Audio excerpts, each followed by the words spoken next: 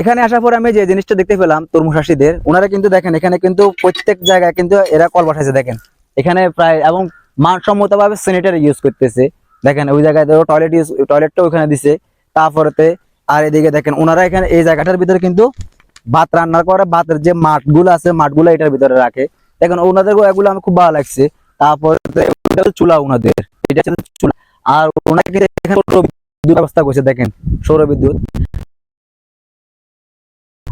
একদিন ওই কারণে ওরা মাটি দিয়ে এগুলাকে একদম দাবিয়ে রাখছে যাতে করে শীত যেত ভিতরে যেত না ডাকে। কিন্তু যখন আস্তে আস্তে যখন গরমের দিন আসবে তখন আস্তে আস্তে এগুলোকে তুলে দিবে, তখন দক্ষিণালি বাতাসটা ঢুকবে, তখন ওনাদের আর তেমন লাগবে না, গরম লাগবে না। তো ওনাদের আমি ভালো লাগছে। কিন্তু ওনারা কিন্তু চাইলে কিন্তু আরো ভালোভাবে থাকতে পারতেন না। এইভাবে এইভাবে থাকাটা কিন্তু মজাটাই আলাদা।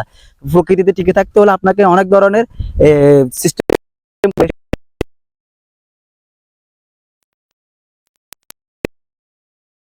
ওনারা কিন্তু সবাই দলবদ্ধ হয়ে একত্র হয়ে কাজ করে, কোনো ঝগড়া বিভেদ ওনাদের মধ্যে নাই।